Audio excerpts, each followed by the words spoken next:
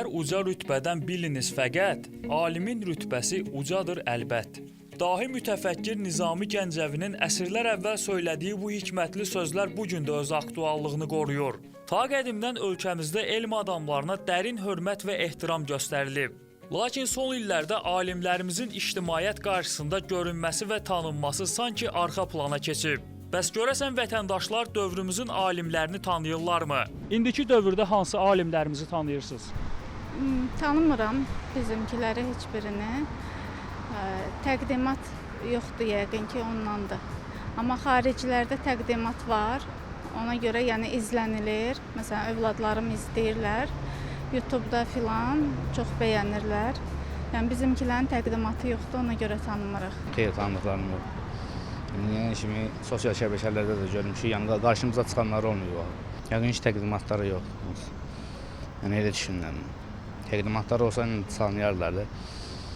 Yəni mənim düşüncəm də bu. Ümumiyyətlə eşitmisinizmi ki, Azərbaycanlı alim nəsə bir ixtira eləsin, yenilik eləsin elmdə? Xeyr. Gərək alimlərə qiymət verən olsun. Bizdə qiymət maaşları, o maddi cəhətdən aşağı olduğuna görə hamısı gedir. Ancaq Rusiyada, baxırsan Rusiyada, xaricdə, Amerikada, məsələn Avropanın hamısında olmuşam. Nə qədər Azərbaycanlı bizim alimlər var. İşləyirlər, hörmətləri də var, yüksək səviyyədə.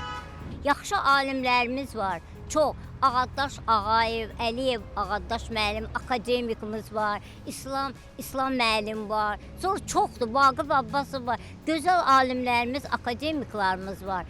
Həddindən artıq. Ancaq ki, indi onlar yaşdaşıb. Gəncləri də yetişdirmək üçün, məsəl üçün, texnoparklar açmaq lazımdır. İxtiraları da yəqin ki, müasir deyil. Müasir dövrə ixtiralar olmalıdır. Bir də ki, təqdimatı bəli azdır. Bizdə daha çox, nə ilə? İnternetlədir.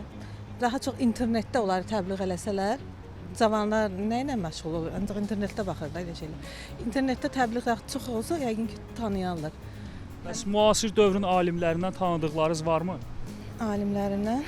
Yox. Düzü özüm elə orada işləyirəm, amma belə qeyri-adi yox. Bir dənə Lütfüzadə də bizdə məşhur.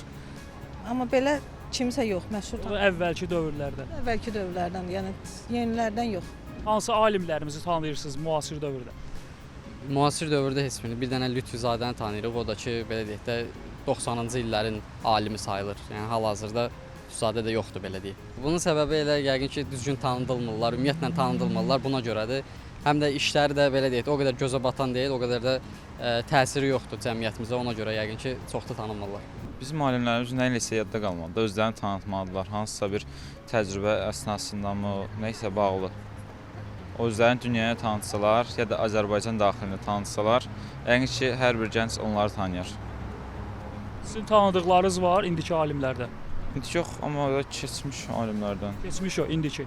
İndiki alimlərdən heç kim bilmirəm. Görünən odur ki, əhalinin əksəriyyəti təkcə alimlərimizin elmi nailiyyətlərindən xəbərsiz deyil, həm də onların kimliyindən belə bixəbərdir. Halbuki xarici ölkələrdən gələn alimlərlə keçirilən görüşlərdə izdiham müşahidə olunur. Odur ki, sual olunur, biz öz alimlərimizin dəyərini yetərincə qiymətləndirmirik, yoxsa onlar özlərini cəmiyyətə təqdim etməkdə maraqlı deyirlər? Müasir dövrdə alimlərin tanıdılması cəmiyyətə nə verir?